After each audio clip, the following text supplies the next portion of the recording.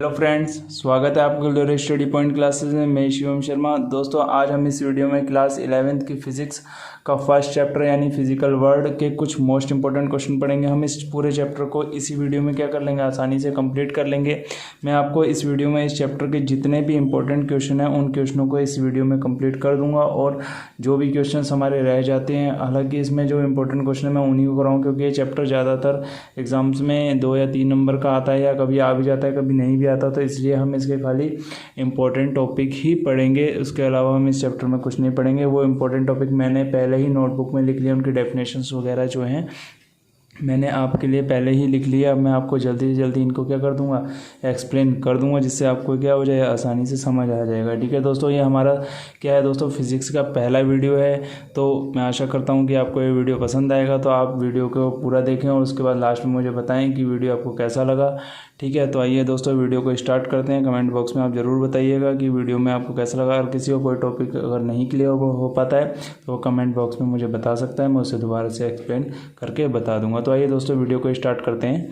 देखो दोस्तों, लिखा है फर्स्ट चैप्टर हमारा क्या है, फिजिकल वर्ल्ड। यानी फिजिकल वर्ल्ड पढ़ने से पहले हम क्या करेंगे, फिजिक्स के बारे में जान लेंगे कि हमारी फिजिक्स होती क्या है। तो हमने फर्स्ट टॉपिक यहाँ पे देखिए लिखा है फिजिक्स। ठीक है, फर्स्ट टॉपिक हमने क्या लिख रहा है, फिजिक्स। यानी फिजिक्स क्या है, देखो यहाँ पे लिखा हुआ है साफ साफ, physics is the branch of science. ठीक है, फिजिक्स क्या है, हमारी साइंस की एक क्या है, ब्रांच है।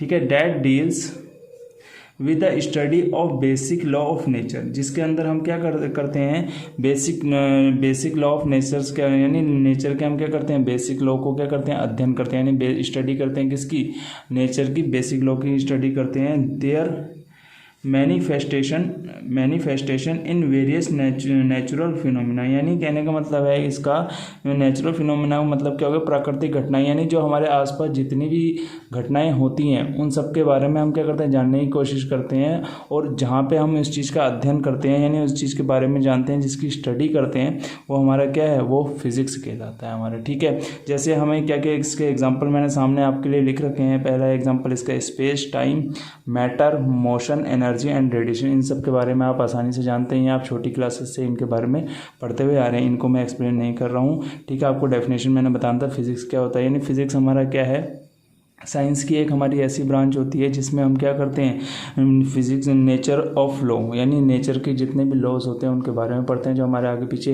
होने वाली घटनाएं उनके बारे में पढ़ते हैं। ठीक है, और हमारे यहाँ पे लिखा, देखो आगे लिखा है, their manifestation in various natural phenomenas, यानी कहने का मतलब इसका क्या है, जितनी भी घटनाएँ हमारी कहते हैं इसके अंदर वर्ड्स के अंदर होती हैं, यानी जो फिजिक्स से रिलेटेड जितनी भी घटनाएँ हैं उन सब के बारे में हम क्या करते हैं, जानने की कोशिश इसके अंदर करते हैं। इसी को हम क्या बोलते हैं, फिजिक्स बोलते हैं। ठीक है, उसके बाद अगला नेक्स्ट टॉपिक है हमारा ग्रेविटेशनल फोर्स। देखो ग्रेविटेशनल फोर्स आपने क्लास 9th में भी पढ़ा था। ठीक है, उसकी डेफिनेशन आपको 9th में भी लिखाई गई थी और यहाँ पे भी लिखाई गई है। देखो यहाँ पे मैंने क्या लिखी है, इसकी डेफिनेशन आप आसानी से देख सकते हैं।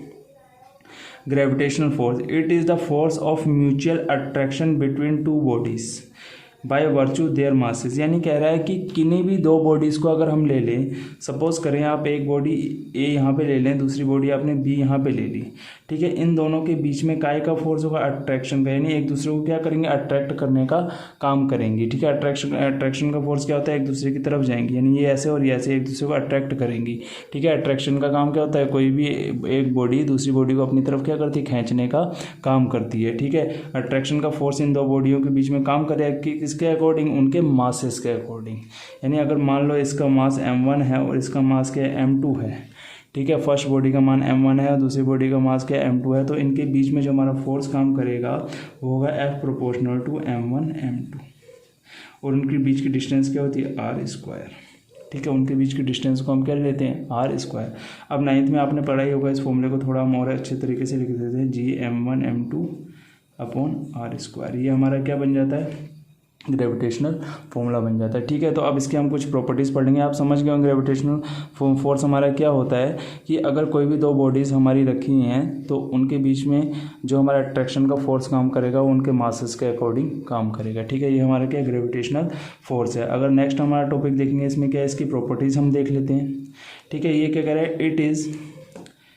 यूनिवर्सल अट्रैक्टिव फोर्स, यानी क्या है कि ये एक यूनिवर्सल अट्रैक्टिव फोर्स है। यूनिवर्सल अट्रैक्टिव फोर्स है, हमें इसमें कोई भी फोर्स लगाने की ज़रूरत नहीं पड़ती। इसमें क्या होता है, कोई भी अगर दो ऑब्जेक्ट होंगे तो वो अट्रैक्शन और रिपल्सन की अट्रैक्शन के प्रोसेस क्या करेंगे, अपने आप ही दिखाएंगे। ठीक है, जैसे अकॉर्डिंग टू, जैसे हम अर्थ में हैं, ठीक है, हम अर्थ में हैं तो अर्थ हमें क्या करती है, एक फोर्स के जरिए क्या करती है, अपने तरफ खींचने का काम करती है। तो उसी को हम क्या बोलते हैं, यूनिवर्सल अट्रैक्टिव फोर्स, यानी यूनिवर्सल फोर्स वो हमारा कहलाता है। तो आगे देखिए, इसमें लिखा हुआ है it is directly proportional, it's the product of masses इस टू बॉडीज। जैसा कि मैंने आपको फॉर्मूले में बता दिया है कि देखो ये अपने मासेस M1 M2 इसके दो मासेस हैं, ठीक है, इनके क्या डायरेक्टली प्रोपोर्शनल है। ठीक है, इनके क्या वो डायरेक्टली प्रोपोर्शनल। और एक बात और आपको बता दूं, ये अपनी जो मासेस हैं, उन जो मासेस के बीच की डिस्टेंस है, ये A और B के बीच की जो हमारी ये डिस्टेंस बैठेगी, जो हमारी R है, इसके क्या होता है, इन्वर्सली प्रोपोर्शनल होता है। ठीक है, इसके स्क्वायर के क्या होगा, ये इन्वर्सली प्रोपोर्शनल होगा। ठीक है, ये लाइन तो यहाँ पे लिखी है। ठीक है, यहाँ पे देखो लिखा मैंने क्या किया था, मासेस के क्या होगा, टू बॉडीज मासेस के क्या होता है, डायरेक्टली प्रोपोर्शनल। M1 M2 के तो क्या है, डायरेक्टली प्रोपोर्शनल आ रहा है। ठीक है, यानी इसका कहने का मतलब क्या है, अगर देखो इसका मैं मीनिंग्स आपको बता देता हूँ। प्रोपोर्शनल M1 M2 यानी हमारे ऑब्जेक्ट जितने जितने पास रखे होंगे, जितने क्या होंगे, पास रखे होंगे, उतना ही इसमें क्या होगा, अट्रैक्शन ज़्यादा होगा। और जैसे ही हम इनके बीच की डिस्टेंस को बढ़ाते जाएंगे, जितना ज़्यादा उसे बढ़ाएंगे, उतना ही हमारा क्या होगा, फोर्स कम होता जाएगा। इन्वर्सली प्रोपोर्शनल का मतलब क्या होता है कि जिस चीज़ का उसका अपोजिट, अगर हम डिस्टेंस बढ़ा रहे हैं तो हमारे बीच इसका फोर्स क्या हो जाएगा, कम हो जाएगा। और डिस्टेंस को अगर हम करेंगे तो फोर्स हमारा क्या हो जाएगा, बढ़ जाएगा। ठीक है, अगर इसका नेक्स्ट वो पढ़ते हैं, it's obeys inverse square law, यानी क्या करता है, ये इनवर्स स्क्वायर लॉ को क्या करता है। तो इसमें हमने क्या बोला था, फर्स्ट टॉपिक हमारा था it's obeys inverse square law. ठीक है, ये क्या करता है, इनवर्स स्क्वायर लॉ को भी क्या करता है, फॉलो करता है, यानी उसके नियम का क्या करता है, ये पालन करता है। ठीक है, इनवर्स लॉ वो क्या करेगा, ये फॉलो करेगा। ठीक है, उसका नेक्स्ट, उसके बाद हमने देख लिया, लिखा हुआ है फोर्थ पॉइंट हमारा, it is a longer range force, यानी क्या होता है कि लंबी रेंज का फोर्स होता है। ग्रेविटेशनल फोर्स क्या होता है, एक लंबी रेंज का फोर्स होता है हमारा, यानी काफ़ी लंबे डिस्टेंस पे भी ये फोर्स क्या करता है, काफ़ी काम करता है अच्छे तरीके से। फिर उसके बाद बोल रहा है कि does not need any intervening medium for its operation, यानी इस मीडियम को ऑपरेट करने के लिए हमें किसी अदर मीडियम का इंटरफेयर क्या होता है, ज़रूरी नहीं है, वो उस पर डिपेंड नहीं करे, उसकी आवश्यकता नहीं होती। ठीक है, यानी हमें इसमें क्या होगी, किसी भी दूसरे मीडियम की हमें आवश्यकता नहीं होगी, यानी कोई भी इसमें दूसरा मीडियम आके एक्सेप्ट नहीं कर सकता। यानी ये फोर्स क्या करेगा, अगर कोई मीडियम, यानी ये फोर्स किसी भी मीडियम में क्या कर सकता है, आसानी से काम कर सकता है। इसमें किसी भी मीडियम की क्या होगी, कोई वो नहीं प्रेजेंट, यानी होना ज़रूरी नहीं है कि उसके एक्सरशेप से क्या होगा, इस फोर्स पे कोई इफेक्ट नहीं पड़ेगा। हमारा नेक्स्ट देखते हैं, हमारा क्या लिखा है, gravitational force between two bodies does not depend upon the presence another body, यानी कह रहा है कि अगर किन्हीं टू बॉडीज़ के बीच में अगर ये फोर्स काम कर रहा है तो वो दूसरी किसी तीसरी बॉडी पे, यानी दूसरी बॉडी पे क्या होगा, डिपेंड नहीं करेगा। यानी किन्हीं भी दो बॉडीज़ के बीच में अगर कोई फोर्स काम कर रहा है तो अदरवाइज किसी दूसरी बॉडीज़ पे वो क्या करेगा, डिपेंड नहीं करेगा। ठीक है, उसके बाद इसका सिक्स टॉपिक देखते हैं हमारा, जो सिक्स उसमें क्या है, it is the weakest force non is nature, यानी कह रहा है कि एक हमारा क्या है, नेचर में पाए जाने वाला क्या है, एक कमज़ोर फोर्स है, वीकेस्ट फोर्स। हम इसे क्या बोलते हैं, वीकेस्ट फोर्स बोल सकते हैं। ठीक है, इसका अट्रैक्शन इतना तगड़ा नहीं होता कि ये किसी चीज़ को अगर बाइंड कर ले रहा है तो हम उसे छुड़ा ना पाएँ। ठीक है, उसके बाद कह रहा है it is a central force, यानी कह रहा है कि एक हमारा क्या है, सेंट्रल फोर्स। सेंट्रल फोर्स का मतलब क्या है कि मान लीजिए आपकी कोई एक बॉडी ए है और एक दूसरी बॉडी बी है, तो ये क्या करेगा, इन दोनों बॉडियों को क्या करेगा, एक अगर ये सीधी लाइन पे रखी है तो इनको यहाँ सेंटर पे लाने का काम करेगा। ठीक है, ये क्या करेगा, इनको कहाँ पे लाने का काम करेगा, बिल्कुल सेंटर पे लाने का काम करेगा, इसीलिए हम क्या करते हैं, इसे it is a central force भी बोलते हैं। ठीक है, नेक्स्ट टॉपिक हम देखेंगे अपना क्या है, ठीक है, ग्रेविटेशनल फोर्स मैंने आपको अच्छे से समझा दिया। अगर आपको फिर भी कोई कन्फ्यूज़न होता है तो वीडियो को बैकवर्ड करके, यानी प्रीवियस उसमें पीछे बैक करके आप आसानी से समझ सकते हैं मैं क्या क्या बोला है मैंने। ठीक है, नेक्स्ट टॉपिक है हमारा इलेक्ट्रोमैग्नेटिक फोर्स। इलेक्ट्रोमैग्नेटिक फोर्स नाम से पता चला, इलेक्ट्रो और मैग्नेटिक दोनों फोर्स का कॉम्बिनेशन, यानी जिसमें हमारा इलेक्ट्रोस्टैटिक्स फोर्स और मैग्नेटिक फोर्स दोनों काम करेंगे, वही हमारा इलेक्ट्रोमैग्नेटिक फोर्स कहलाएगा। मैंने आपको इसका मतलब पहले ही बता दिया है। अब हम इसकी डेफिनेशन पढ़ लेते हैं। देखो लिखा है, the force acting between two electric charge at rest is called electrostatic force, यानी क्या करें, the force acting between two electric charges, यानी किन्हीं भी दो इलेक्ट्रिक चार्जेस के बीच में जो भी हमारा फोर्स काम करता है उसी को हम क्या बोलते हैं, इलेक्ट्रोस्टैटिक्स फोर्स बोलते हैं। यानी किन्हीं भी दो चार्जेस के बीच में अगर हमारा कोई फोर्स काम करेगा तो हम उसको क्या बोलेंगे, इलेक्ट्रिक स्टैटिक्स फोर्स बोलेंगे। तो अकॉर्डिंग टू कूलम्ब्स लॉ आपका क्या है, देखते हैं हम अब। अकॉर्डिंग टू कूलम्ब्स लॉ कह रहा था magnitude of the electrostatic force F, यानी इलेक्ट्रिक फोर्स को हम किससे रिप्रेजेंट कर रहे हैं, कैपिटल एफ से, ठीक है। बिटवीन 2 पॉइंट चार्ज यानी पहला हमारा पॉइंट चार्ज Q1 है और दूसरा हमारा पॉइंट चार्ज क्या होगा, Q2 होगा। सेपरेटेड बाय डिस्टेंस, देखो यहाँ लिखा है separated by distance small are, यानी कोई चार्जेस हमारे, मान लीजिए यहाँ पे हम नाम ले लेते हैं कुछ भी, एक x और एक y, ठीक है। ये हमारा पहला चार्ज Q1 है और दूसरा चार्ज हमारा Q2 है। यहाँ पॉइंट, चलो पॉइंट चार्ज लेते हैं, पॉइंट लिख लेते हैं यहाँ पे, QX y को हटा देते हैं। एक पॉइंट हमारा ये हो गया, दूसरा पॉइंट हमारा ये हो गया। ये हमारे 2 पॉइंट चार्ज हैं, ये दोनों एक दूसरे से क्या हैं, r डिस्टेंस पे क्या है, रखे हुए हैं, ठीक है। इनके बीच में फोर्स काम जो करेगा वो हमारा क्या काम करेगा, F काम करेगा, ठीक है। इसी को हम क्या बोलेंगे, इलेक्ट्रोस्टैटिक्स फोर्स हम बोलेंगे, ठीक है। देखो इसका फॉर्मूला क्या बन के आएगा, F = 1/4πε0 Q1 Q2/r², ठीक है। इसमें भी सेम वही प्रॉपर्टीज़ लगती है। इसको अगर आप ये जो आपका 12th में काफ़ी अच्छे से कूलम्ब्स लॉ को एक्सप्लेन किया गया है, आपको मैं यहाँ पे बता देता हूँ। देखो इसको रियल फॉर्म में हम कुछ इस तरीके से लिखते हैं, F proportional to Q1 Q2/r², इस तरीके से लिखते हैं। जब हम प्रोपोर्शनल का साइन हटाते हैं तो प्रोपोर्शनल की जगह हमारा K आ जाता है और K = हमारा 1/4πε0 होता है, ठीक है। इसी तरह इसलिए हम कूलम्ब्स लॉ को F = 1/4πε0 Q1 Q2/r² हम लिखते हैं, ठीक है। देखो यहाँ पे लिखा है मैंने, वेयर एप्सिलॉन जो होता है हमारा, एप्सिलॉन जो है उसे हम बोलते हैं परमिटिविटी ऑफ वैक्यूम, ठीक है। परमिटिविटी ऑफ वैक्यूम का मतलब क्या है, हमारी जो विद्युतशीलता होती है किसमें, निर्वात में, वैक्यूम में जो हमारी परमिटिविटी होगी उसको हम ε0 से क्या करेंगे, रिप्रेजेंट करेंगे। तो आइए देखते हैं इसकी दूसरी डेफिनेशन, हमारा क्या है, मैग्नेटिक फोर्स। मैग्नेटिक फोर्स क्या होगा, किन्हीं भी दो मैग्नेटिक पोल्स के बीच में, यानी कोई हमारे 2 मैग्नेटिक पोल्स होंगे उनके बीच में जो हमारा फोर्स काम करेगा वही हमारा क्या कहलाएगा, मैग्नेटिक फोर्स कहलाएगा। अब देखिए आपको मैं पहले ही बता चुका हूँ, इलेक्ट्रोमैग्नेटिक फोर्स, इलेक्ट्रो और मैग्नेटिक, यानी इलेक्ट्रोस्टैटिक फोर्स और मैग्नेटिक फोर्स को जब हम क्या कर देंगे, आपस में मिला देते हैं तो उससे बनने वाला फोर्स हमारा क्या होगा, इलेक्ट्रोमैग्नेटिक फोर्स होगा। इसको आप डेफिनेशन को खुद देख सकते हैं, कोई इसमें वो नहीं, आप लिख सकते हैं कि ऐसा फोर्स जिसमें हमारे इलेक्ट्रोस्टैटिक्स फोर्स और मैग्नेटिक फोर्स दोनों, वो हमारा क्या कहलाता है, इलेक्ट्रोमैग्नेटिक फोर्स कहलाता है। तो आइए इसकी प्रॉपर्टीज़ देख लेते हैं। इलेक्ट्रोमैग्नेटिक फोर्स में भी अट्रैक्टिव और रिपल्सिव, यानी अट्रैक्टिव और रिपल्सिव का मतलब क्या है, हमारा इलेक्ट्रोमैग्नेटिक फोर्स क्या है, अट्रैक्शन का भी हो सकता है और रिपल्शन दोनों का हो सकता है, अट्रैक्टिव और रिपल्सिव और अट्रैक्टिव का मतलब, अट्रैक्टिव और रिपल्सिव मतलब यानी क्या है, जैसे मान लीजिए कोई सेम चार्ज है, ठीक है। सेम चार्ज एक दूसरे को क्या करते हैं, रिपल करने का काम करते हैं, ठीक है। लाइक चार्ज होंगे, लाइक चार्ज बोले तो सेम चार्ज होंगे, एक दूसरे को रिपल करने का काम करेंगे।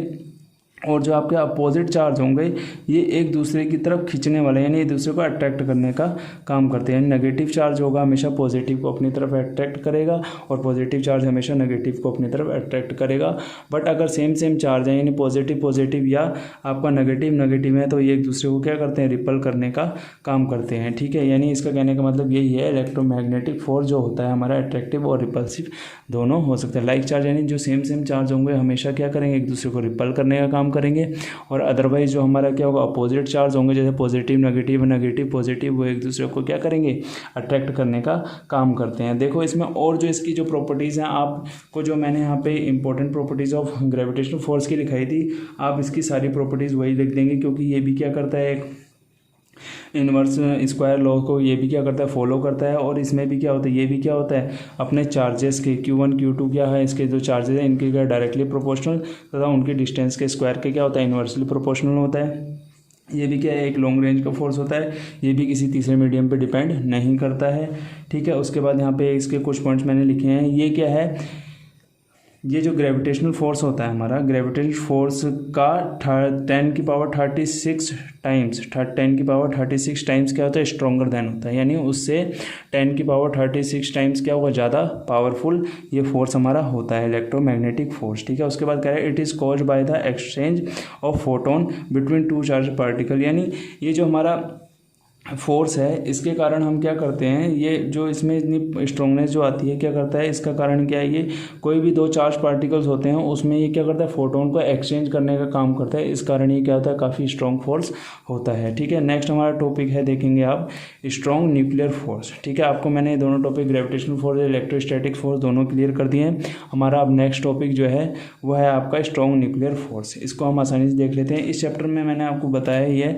कि हम खाली मेन टॉपिक्स पढ़ेंगे, क्योंकि इस चैप्टर से ज़्यादा इतना पूछा नहीं जाता है, नॉर्मली पूछा जाता है, तो इसलिए हम क्या करेंगे, इसे आसानी से क्लियर कर लेते हैं। मैंने इसलिए पहले ही डेफिनेशन लिख लिया, आपको इजीली मैं क्या कर सकूँ, एक्सप्लेन कर सकूँ। ठीक है, देखो लिखा है इसमें, the strong attractive force which binds together protons and neutron in a nucleus is called strong nuclear force. यानी कह रहा है एक ऐसा स्ट्रॉन्ग अट्रैक्टिव फोर्स, यानी क्या होगा हमारा, एक ऐसा स्ट्रॉन्ग अट्रैक्टिव फोर्स जो क्या करता है, प्रोटॉन और न्यूट्रॉन को न्यूक्लियस में बांधने का काम करता है। क्या करता है, न्यूक्लियस में बांधने का काम, यानी न्यूक्लियस के अंदर उनकी प्रेजेंस रहनी चाहिए। ऐसा एक स्ट्रॉन्गनेस फोर्स जो होता है वो हमारा क्या है, स्ट्रॉन्ग न्यूक्लियर फोर्स कहलाएगा। ठीक है, आप दोबारा समझ लीजिए, यानी एक ऐसा स्ट्रॉन्ग अट्रैक्टिव फोर्स मतलब उनको एक अट्रैक्ट करने का काम करता है। वो एक ऐसा फोर्स है जो क्या करेगा, प्रोटॉन और न्यूट्रॉन्स को क्या करेगा, न्यूक्लियस में बाइंड करने का काम करेगा। ये हमारा क्या कहलाएगा, स्ट्रॉन्ग न्यूक्लियर फोर्स कहलाएगा। ये क्या है, देखो एक चीज़ मैं आपको बता दूं कि ये जो है 10⁻38 टाइम्स क्या होता है, स्ट्रॉन्गर देन होता है हमारा किससे, ग्रेविटेशनल फोर्स से। जो आपको मैंने अभी इससे पहले बताया था इलेक्ट्रोमैग्नेटिक फोर्स, यहाँ पे मैंने शॉर्ट में लिखा है 10⁻38 टाइम्स। तो यानी इसका मतलब क्या है, ये ग्रेविटेशनल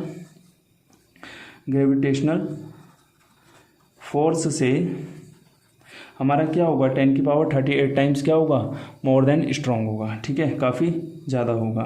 ठीक है, उसके बाद हमारा इसका देखो ये टॉपिक स्ट्रॉन्गर न्यूक्लियर फोर्स मैंने आपको क्लियर कर दिया। अब हमारा आगे कंजर्वेशन लॉज हम पढ़ लेते हैं। कंजर्वेशन लॉज हमारा क्या होता है, देखो इसमें लिखा है, इफ़ एनी फिजिकल प्रोसेस, यानी अगर हम कोई भी फिजिकल प्रोसेस कर रहे हैं और उसके बीच में अगर हम क्या कर रहे हैं, अलग अलग फोर्सेस को क्या कर रहे हैं, इन्वॉल्व कर रहे हैं, या सम फिजिकल क्वांटिटीज़ को रख रहे हैं, यानी क्वांटिटीज़ रखने के बाद उन क्वांटिटीज़ में कोई चेंजेस नहीं आता, किसके अकॉर्डिंग, टाइम के अकॉर्डिंग, तो हम उसे कंजर्वेशन लॉ कहते हैं। और ऐसी क्वांटिटीज़ को हम बोलते हैं कंजर्व्ड क्वांटिटीज़, यानी ये क्वांटिटीज़ हमारी क्या कहलाएंगी, कंजर्व्ड क्वांटिटीज़। यहाँ मैंने लिखा नहीं है बट मैं आपको ऑलरेडी बता देता हूँ कि देखो क्या है, यानी एक ऐसी फिजिकल प्रोसेस में, यानी किसी भी फिजिकल प्रोसेस में अगर हम डिफरेंट फोर्स रख रहे हैं या कुछ फिजिकल क्वांटिटीज़ को ले रहे हैं, तो वो फिजिकल क्वांटिटीज़ हमारी चेंज नहीं होती हैं टाइम के साथ साथ, यानी समय के साथ साथ उनमें कोई भी बदलाव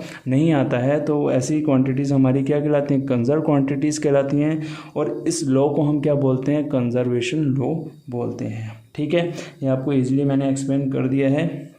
अब देखेंगे आप इसमें, इसके कुछ टाइप्स होते हैं। इसके टाइप्स, पहला है law of conservation of energy, second type से इसका law of conservation of linear momentum. ठीक है, थर्ड टाइप से इसका law of conservation angular momentum, law of conservation of charge. ठीक है, इन 4 टॉपिक्स के बारे में हम आप इसमें पढ़ेंगे। ठीक है, देखो ये हमारे लास्ट टॉपिक है, इसके बाद ये हमारे चैप्टर कंप्लीट हो चुका है। इसमें अब कुछ नहीं बचा है। जो फिजिकल वर्ड्स के अंदर आपको इंपॉर्टेंट टॉपिक्स है मैंने आपको इस वीडियो में क्लियर कर दिए, यानी एक ही वीडियो के अंदर हमने इस पूरे चैप्टर को क्या कर लिया, आसानी से क्लियर कर लिया है। ठीक है, काफ़ी ईजिली आपको मैं समझा रहा हूँ, तो आप इसे अच्छे से समझ लेना। अगर कुछ टॉपिक्स आपके बच गए हैं तो आप NCERT बुक से आराम से देख सकते हैं। ठीक है, कोई दिक्कत वाली बात नहीं होगी। इसके एग्जाम्पल्स वगैरह आप आसानी से देख लेंगे। देखो law of conservation of energy. ठीक है, energy, law of conservation of energy मतलब एनर्जी को संरक्षित करना। ठीक है, अब संरक्षित किस तरीके से करेंगे, अब देखते हैं। यहाँ पे हिंदी में संरक्षित बोलते हैं, कंजर्वेशन इंग्लिश मीडियम वाले समझ गए होंगे कंजर्वेशन का मतलब। This law states that energy can neither be created nor be destroyed but it can change from one form to another, यानी एक फॉर्म से दूसरी फॉर्म में ट्रांसफर। यानी कहने का मतलब क्या है, इस लॉ के जरिए हमें क्या पता चलता है कि अगर हम किसी भी एनर्जी को क्या कर सकते हैं, ना तो क्रिएट कर सकते हैं, ना ही क्या कर सकते हैं, उसे डिस्ट्रॉय कर सकते हैं, बट क्या कर सकते हैं, हम एक फॉर्म से उसे दूसरी फॉर्म में ट्रांसफ़र कर सकते हैं। जैसे आप क्या कहेंगे कि यार आप क्या करेंगे, किसी भी बॉल को फ्रीली किसी हाइट से आप छोड़ दें, या किसी बॉडी को आपने किसी हाइट से क्या कर दिया, गिरा दिया, तो जब वो बॉडी गिरती है तो उसमें हमारी होती है पोटेंशियल एनर्जी। पोटेंशियल एनर्जी उसके गिरने के बाद वो हमारी किस में कन्वर्ट हो जाती है, काइनेटिक एनर्जी में हमारी कन्वर्ट हो जाती है। तो ये हमारा law of conservation of energy का क्या हो जाएगा, एग्जाम्पल हो जाएगा। ठीक है, आप कह सकते हैं कि किसी बॉडी को किसी हाइट से फ्रीली गिरा देना यानी फॉल डाउन कर देना, वो हमारा क्या है, law of conservation of energy का एक एग्जाम्पल है। ठीक है, नेक्स्ट हम देखेंगे इसका नेक्स्ट टॉपिक जो है law of conservation of linear momentum. Linear momentum के बारे में हम पढ़ेंगे। देखो लिखा है this law states if no external force act on a system, यानी किसी भी सिस्टम के अंदर अगर हमारा कोई बाहरी फोर्स यानी एक्सटर्नल फोर्स काम नहीं कर रहा है तो इस कारण क्या होता है, हमारा लीनियर मोमेंटम क्या होगा, रिमेन कांस्टेंट। लीनियर मोमेंटम में हमारा कोई चेंजेस नहीं आता। अगर हमारे किसी जो हमारा जो सिस्टम है जिसके अंदर हम इसको फोर्स को क्या करा रहे हैं, काम करवा रहे हैं, अगर इस पर कोई भी एक्सटर्नल बाहरी फोर्स काम नहीं करेगा, इंटरनल फोर्स के जरिए इसमें प्रोसेस होगी, तो हमारा क्या होगा, इसके कारण क्या होता है, लीनियर मोमेंटम में हमारा कोई चेंजेस नहीं आता, वो रिमेन कांस्टेंट ही रहता है। तो ऐसी कंडीशन में हमारा क्या होगा, law of conservation of linear momentum. इस लॉ को हम क्या कहेंगे, law of conservation of linear momentum हम कहेंगे। इसका एग्जांपल आप ले सकते हैं, जैसे बंदूक होती है राइफल्स, राइफल्स को आप क्या करेंगे, जब राइफल्स को हम चलाते हैं तो राइफल्स क्या करती है, बैकवर्ड आती है, तो इसको हम क्या करते हैं, लीनियर मोमेंटम का एक एग्जाम्पल हम ले सकते हैं। ठीक है, इसके बाद नेक्स्ट देखते हैं हमारा आ गया law of conservation of angular momentum. Law of conservation of angular moment. Angular momentum आपको ध्यान होगा, आपने पढ़ा होगा, जैसे सन जो है, सन के आगे पीछे प्लैनेट्स क्या लगाते हैं, एक ऑर्बिट्स में चक्कर लगाते हैं, तो वो भी हमारा एक एंगुलर मोमेंटम होता है। ठीक है, अब मैं आपको एग्जांपल तो मैंने पहले बता दिया है, ठीक है, बट अब इसकी डेफिनेशन के थ्रू हम आगे और पढ़ लेते हैं। देखो इसमें लिखा हुआ है the law of conservation of angular momentum. ठीक है, the law of conservation of angular momentum states that if no external torque, ठीक है, external torque act on a system then its angular momentum remain constant. यानी कह रहा है कि law of conservation of angular momentum में की states में क्या होता है, अगर कोई भी एक्सटर्नल टॉर्क एक्ट ना करे किसी भी सिस्टम के अंदर, तो हम कह सकते हैं कि हमारा एंगुलर मोमेंटम क्या होगा, रिमेन कांस्टेंट रहेगा। यानी क्या कह सकते हैं, अगर कोई भी बॉडी किसी भी एक्सेस में क्या कर रही है, रोटेशन कर रही है और उसमें इनर्शिया है, तो उस इनर्शिया को हम मोमेंटम इनर्शिया बोलते हैं। ठीक है, उस मोमेंटम इनर्शिया के कारण जो इसमें मोमेंटम होगा वही हमारा क्या कहलाएगा, एंगुलर मोमेंटम कहलाएगा। तो उसे हम टॉर्क भी बोल सकते हैं। ठीक है, तो इसमें कह रहा है कि जो इसमें फोर्स काम करेगा उसको इनर्शिया, मोमेंटम इनर्शिया यानी टॉर्क हमारा जो इसमें काम करेगा, तो कह रहा है कि जो इसमें अगर एक्सटर्नल टॉर्क काम हमारा नहीं करता, no external torque act on a system, अगर उसमें एक्सटर्नल टॉर्क हमारा काम नहीं करेगा तो इसके कारण हमारा क्या होगा, एंगुलर मोमेंटम क्या रहेगा, कांस्टेंट बना रहेगा। इसी को हम क्या बोलते हैं, law of conservation of angular momentum बोलते हैं। तो इसका फॉर्मूला आप देख सकते हैं, angular momentum is equal to momentum of inertia. ये मैं आपको बता चुका हूँ, किसी एक्सिस के थ्रू अगर कोई बॉडी क्या कर रही है, रोटेट कर रही है, तो उसमें हमारा क्या होता है, इनर्शिया होगी, तो उसको हम क्या बोलेंगे, मोमेंटम, मोमेंट ऑफ इनर्शिया बोलेंगे। और एंगुलर स्पीड यानी जब वो बॉडी को मूव करेगी, यानी कोई बॉडी ऐसे राउंड ले रही है, ठीक है, ऐसे राउंड ले रही है, तो एक टाइम के अकॉर्डिंग, एक स्पीड के अकॉर्डिंग काम करेगी। तो एंगुलर स्पीड को हम ओमेगा से रिप्रेजेंट करते हैं, मोमेंटम इनर्शिया को कैपिटल आई से, और एंगुलर मोमेंटम को हम कैपिटल एल से। तो आपका फॉर्मूला बन सकता है L is equal to capital I omega. ठीक है, ये हमारा क्या बन गया, एंगुलर मोमेंटम का फॉर्मूला बन गया है। ठीक है, आगे देखते हैं हमारा क्या है, नेक्स्ट टॉपिक है हमारा law of conservation of charge. Law of conservation of charge, देखो लिखा है this law states that the total charge of an isolated system remain constant. यानी कहने का मतलब क्या है कि एक ऐसी स्टेट होती है कि जिसके अंदर जो हमारा आइसोलेटेड सिस्टम के अंदर हमारे जितना भी चार्ज होगा वो क्या रहेगा, बिल्कुल नेट जीरो हो जाएगा। यानी उस पर टोटल चार्ज हमारा क्या था, रिमेन कांस्टेंट रहता है। जैसे मान लीजिए अगर आप क्या करते हैं, कोई ग्लास की एक रॉड ले लेते हैं, मान लीजिए हमने एक ग्लास रॉड बना ली है, इस रोड को अगर आप सिल्क क्लॉथ से क्या करते हैं, रब करते हैं, ठीक है, तो इस रोड पे हमारा जो पॉजिटिव चार्ज होगा और इस पे क्या आ जाएगा ना, इसमें रब करने के बाद रबिंग जब हम इसमें करेंगे तो इस पे पॉजिटिव और इस पे नेगेटिव चार्ज हो जाएगा। नेगेटिव चार्ज आने के कारण इनका जो नेट चार्ज निकल के आएगा वो हमारा क्या आ जाएगा, ज़ीरो आ जाएगा। तो इस तरीके से हम कह सकते हैं कि law of conservation of charge हमारा आ जाएगा और इन जो सिस्टम में जो हमारा जो चार्ज होता है वो हमारा क्या हो जाता है, कांस्टेंट हो जाता है, रिमेन कांस्टेंट रहता है। तो दोस्तों इसी तरीके से हमने अपना फर्स्ट चैप्टर क्या कर लिया, आसानी से कंप्लीट कर लिया है। अपने नेक्स्ट वीडियो में हम सेकंड चैप्टर स्टार्ट करेंगे। जो सेकंड चैप्टर जो हमारा है यूनिट मेजरमेंट वाला, उस चैप्टर को हम क्या करेंगे, स्टार्ट करेंगे। तो दोस्तों अगर आपको वीडियो मेरा पसंद आया हो तो मेरे चैनल को सब्सक्राइब करें, वीडियो को शेयर करें, लाइक करें। तो दोस्तों मिलते हैं अपनी नेक्स्ट वीडियो के साथ। Thank you.